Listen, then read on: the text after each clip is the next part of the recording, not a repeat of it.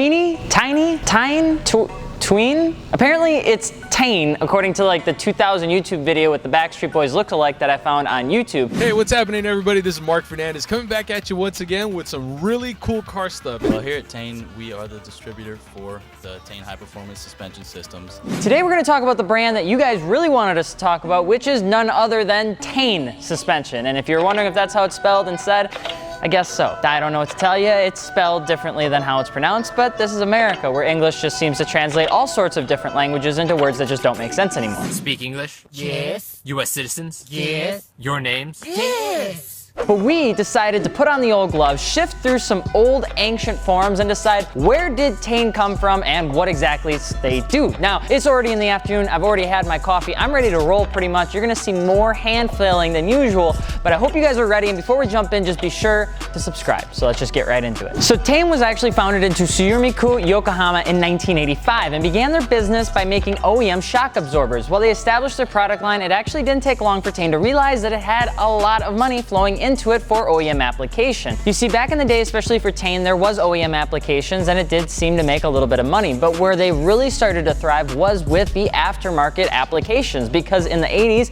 there's a lot of up and coming aftermarket automotive things happening in Japan and in the United States. And so Tein essentially capitalized on that because they just, wanted to make money, which is pretty much what anybody wants to do. So Tein stands for and is an abbreviation of technical innovation. They use that, you can use that as a quiz question on the next car cruise that you're at. But by 1990, Tein was really specializing in other people's application processes, and by 1990, they decided that they were gonna make their own products with their own labeling behind it. Really, it started off with just one product, the Type H damper. Now, what it was essentially a coilover. It was slightly adjustable component that we would probably now call a coilover, but coilovers now have a lot of different meanings and terms, and it gets a little bit confusing. And from there, Tein just really never slowed down. A year after I was born, they made a new headquarters in Tsuyuki,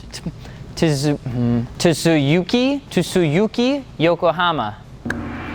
Tein's goal was to infiltrate the aftermarket community with products that were way underpriced of the normal products and to essentially give people another option when it came to aftermarket suspension. And it was really weird how they got into the actual community, because the community was saturated with consumer products at the time, especially suspension stuff and lowering springs and all that sort of stuff, but it really wasn't that saturated yet. Tein decided to get involved pretty much at the perfect time, because they could make aftermarket applications for vehicles to make them a little extra money. They could do OEM application products to make a little cash on the side. And because they had both of those happening at the same time, Tein just continued to kind of just grow under the radar. By the time they entered into the 2000s, Tein just finally realized, hey, we sell quite a few products. Maybe we should have a warranty or something associated with them. And they founded a warranty program that Tein actually still uses to this day.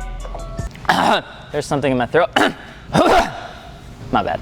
Now, even though the warranty thing may have been a little bit late, there's something more important that happened in the 2000s. Tein came to the United States of America. From entering the States to their warranty program to pretty much everything in between, they pretty much were just like, wow, we've got like a lot of to do. And they did. Tein was just a product that people wanted, and by the time it was listed in JASDAQ, it just established, more validity for the company. They established country locations, they established their ISO 9001. See, Tein had a bunch of cool stuff happening back in the day, and they have some really cool videos if you don't if you don't mind NSYNC looking people explaining coilovers and stuff, which probably was shot with the VHS recorder, but that's besides the point.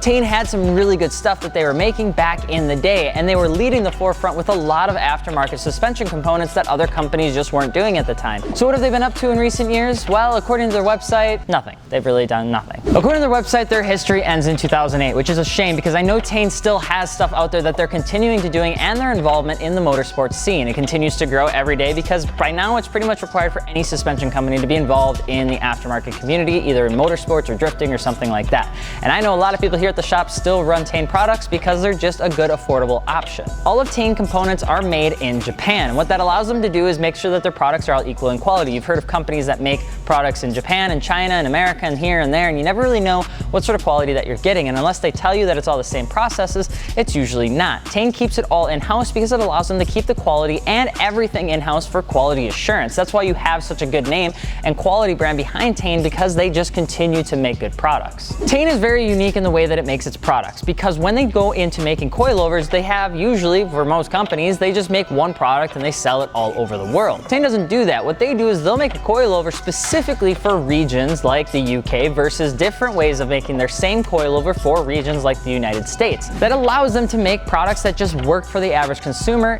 no matter where you live. They're really just completely trying to make sure that the products that you're getting are just the ones that work, because nobody wants crummy components. That shit's just trash.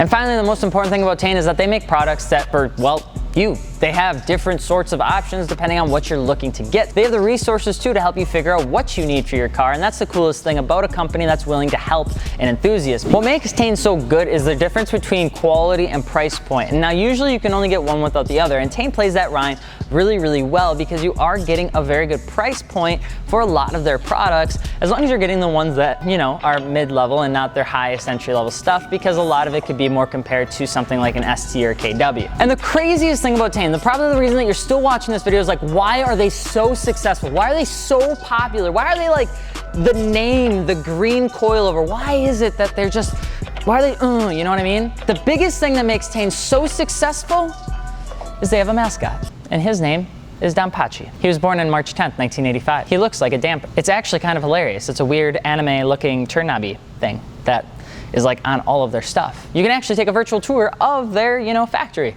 with Danpachi. I wish I was joking, but Japan. But that is everything we have on Tein suspension. We hope you enjoyed. Just be sure to like, subscribe, and of course follow us on Facebook and check out our website at fitmentindustries.com. We also have an Instagram, Fitment Industries. We have a Snapchat, Fitment Industries. We also have a Twitter, Fitment IND. We also have Reddit, Fitment Industries. Pretty much if you just type in Fitment Industries anywhere, we're probably there. But I'm Alex from Fitment Industries, and we'll see you later. Peace.